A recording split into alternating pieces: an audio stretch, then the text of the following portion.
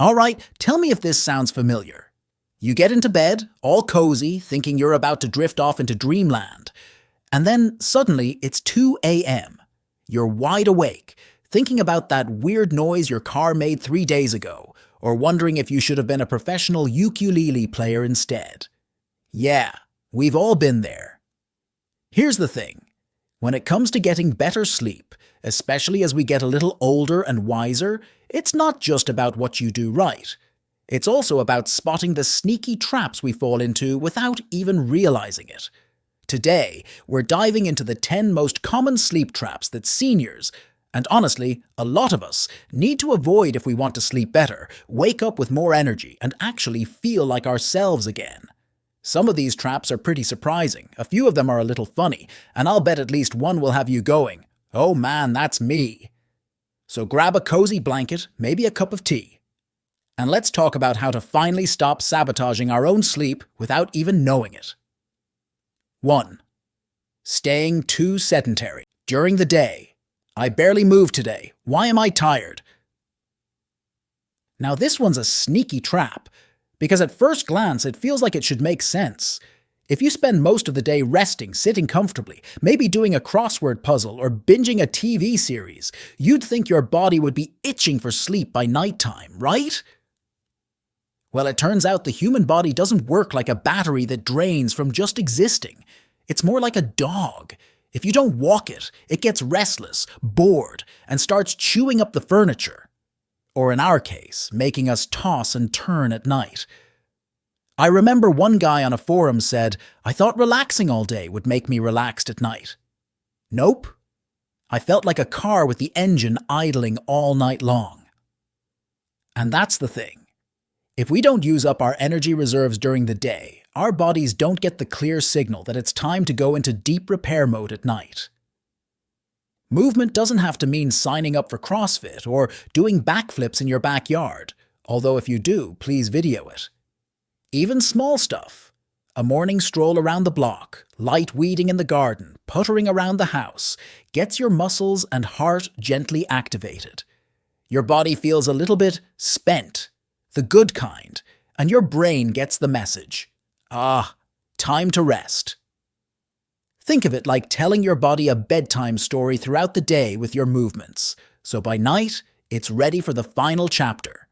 Deep, delicious sleep. 2. Using the bed for everything. Eating, watching TV, scrolling, you name it. Let me tell you, for years, I treated my bed like it was my personal cruise ship suite. Eating sandwiches, binge-watching detective shows, scrolling endlessly through just one more video online. It was cozy, it was convenient, and it was absolutely ruining my sleep without me even realizing it. Someone online once joked, "My bed saw more laptop action than actual sleep," and I laughed way too hard because it was painfully accurate. Here's the deal. Your brain is like a loyal but very simple dog. It learns by association. When you plop into bed and start munching Doritos while arguing with strangers on Facebook, your brain goes, so the bed is for snacking and fighting, got it. Next time you lie down trying to drift peacefully into dreamland, your brain is confused. It's waiting for the next snack or argument, not deep sleep. That's why the golden rule is this. Beds are for sleep and intimacy. That's it. The fewer activities you associate with your bed, the faster your brain snaps into sleep mode the moment your head hits the pillow. I once made the change myself. Started doing my TV watching in the living room, my reading in a cozy chair, and saved the bed like it was some sacred temple. It felt silly at first, but wow, what a difference. Within a week, just looking at my bed made me start yawning. Magic. Okay, and maybe Pavlovian conditioning, but still, magic. 3. Late-night snack silence, even the healthy ones.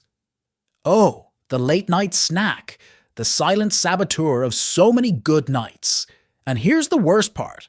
It's not even the obvious late-night binges that wreck your sleep. Nope. It's the innocent ones. A banana here, a tiny bowl of cereal there, that do the sneakiest damage. I read this brilliant comment once. I thought I was being good by eating Greek yogurt before bed. Turns out I was signing up for a 3 a.m. adrenaline party instead. And it's true. Even healthy foods can spike your blood sugar, especially close to bedtime. First, your blood sugar rises, giving you a slight burst of energy, which you probably won't even notice because you're still feeling sleepy. Then, hours later, it crashes, and that crash can trigger cortisol, your wake up and deal with this hormone, yanking you out of sleep like a fire alarm going off inside your brain. There was one night I had a slice of toast around 10 p.m. because I thought, it's light, it's harmless. Cut to 2:30 a.m., wide awake, staring at the ceiling, thinking deep, philosophical thoughts like, do penguins have knees? I googled it the next morning. They do. You're welcome.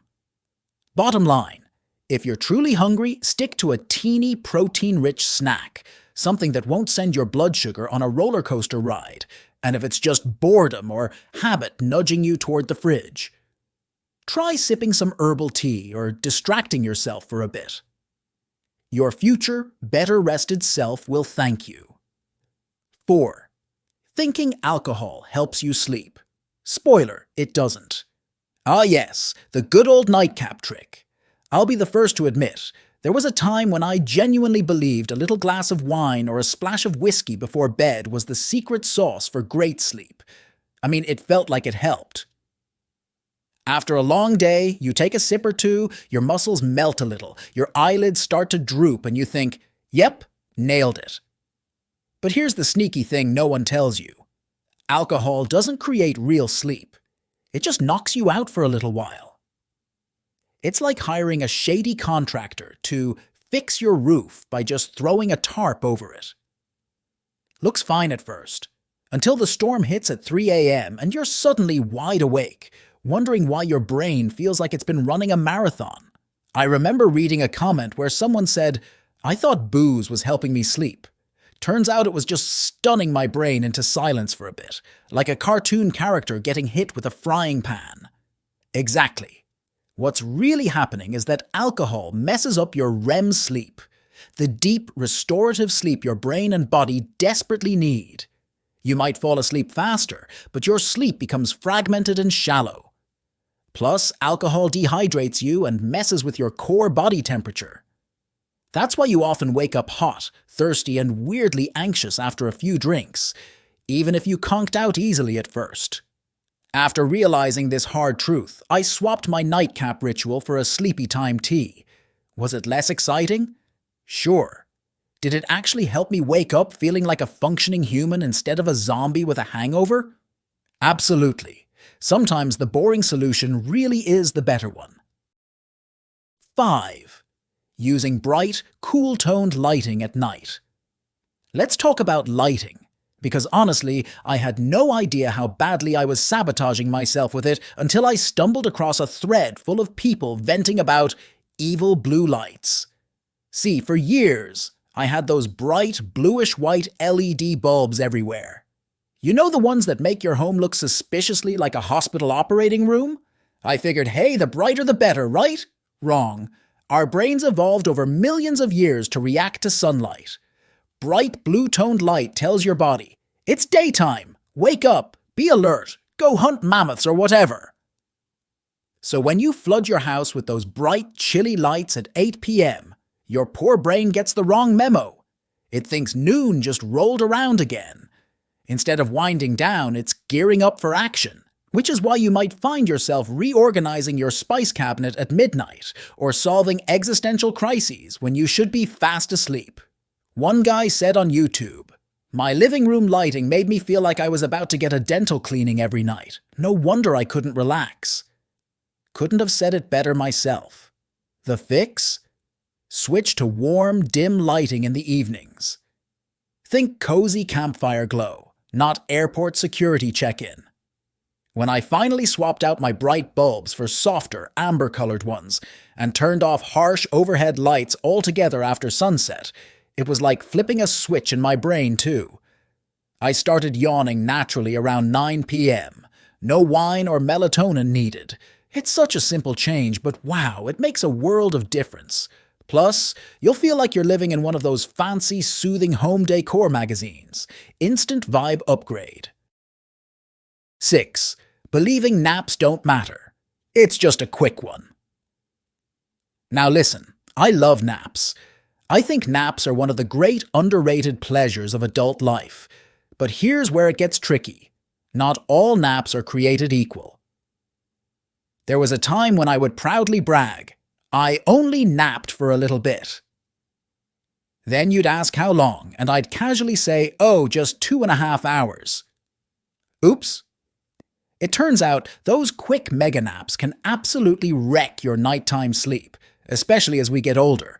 Our natural sleep drive, that lovely feeling that builds up all day, making you sleepy by bedtime, gets used up by long naps. It's like filling up on bread before dinner. You're not hungry for the main course anymore. One woman shared online, I thought a little snooze after lunch was harmless.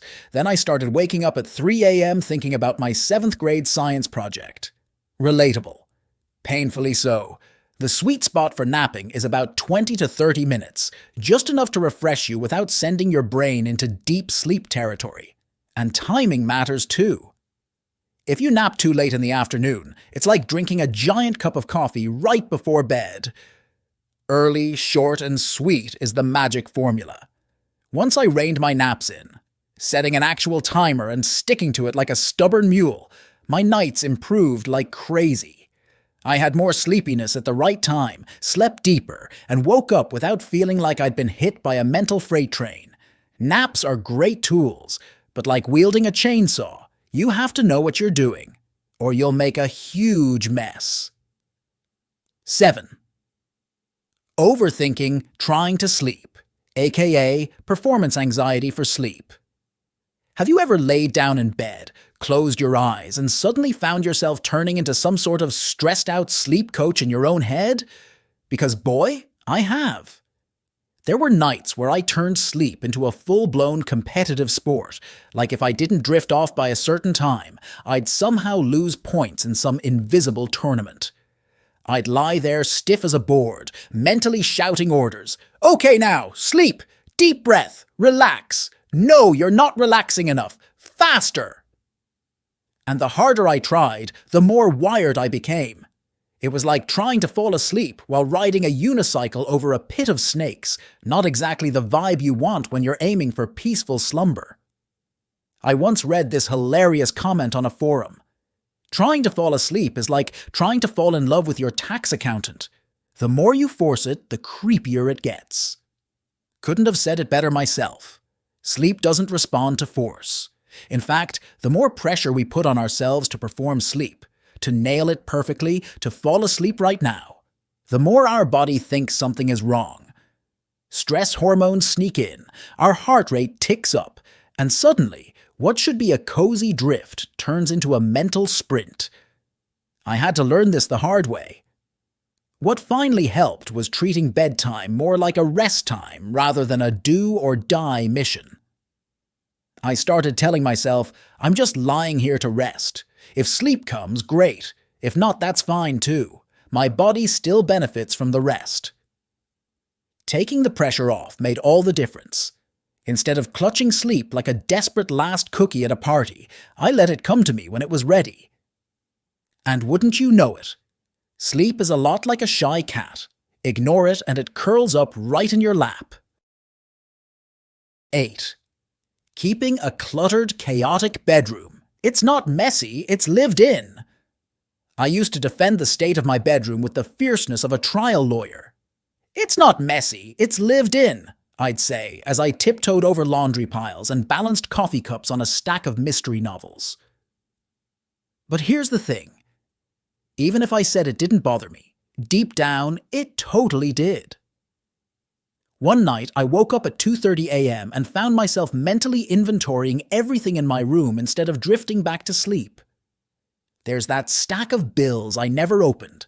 There's the half-done jigsaw puzzle. There's my winter coat. Why is my winter coat on the lamp? By the time I finished the mental tour, my brain was more awake than it had been all day. It turns out our brains are incredibly sensitive to our environment, especially when it comes to places meant for rest. Visual clutter isn't just there. It talks to you. It whispers little stress reminders all night long. Even when you're not consciously looking at it, your brain sees unfinished tasks, unmade decisions, and chaos. I stumbled across a comment once where a guy said, "My bedroom looked like a storage closet. No wonder my brain thought it was time to work instead of sleep." That hit me right between the eyes. So I finally cleaned it up. Nothing fancy. I'm no minimalist monk, but I cleared surfaces, put laundry away, got rid of random junk.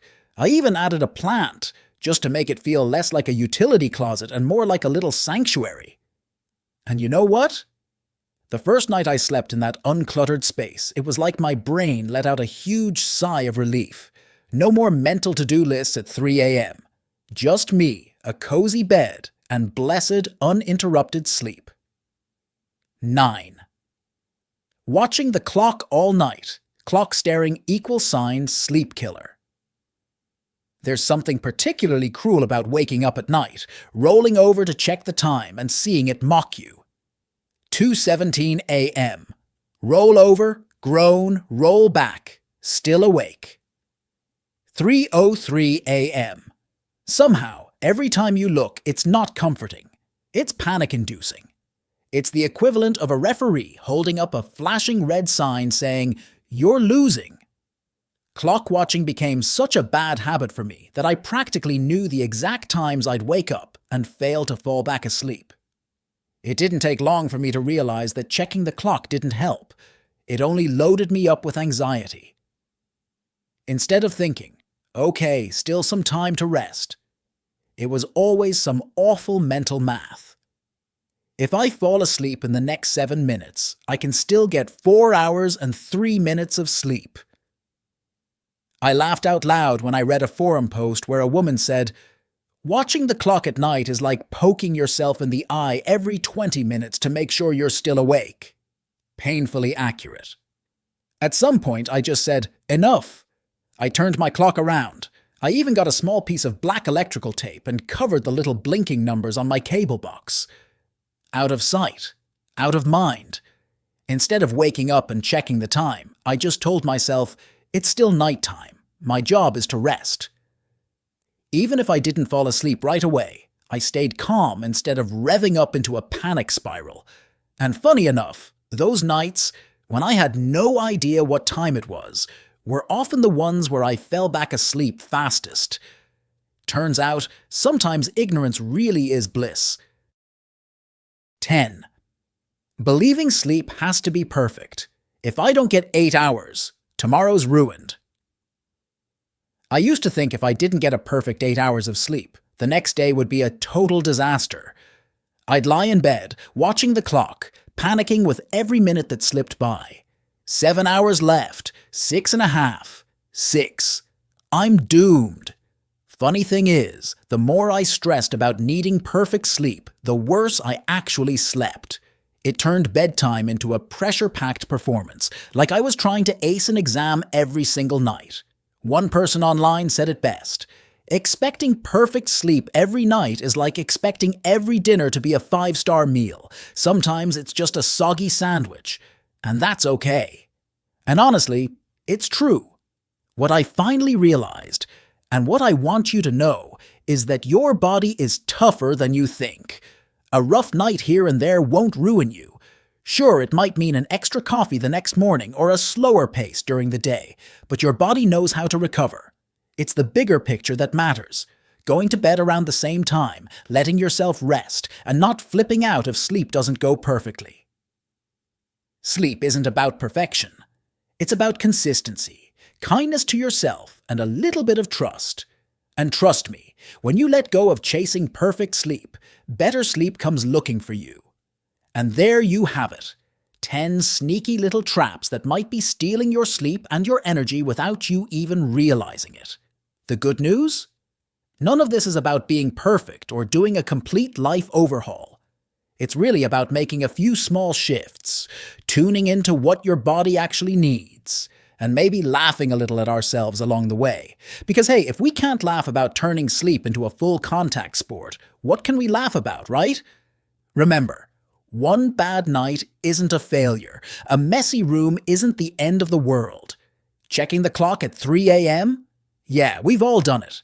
But now we know better.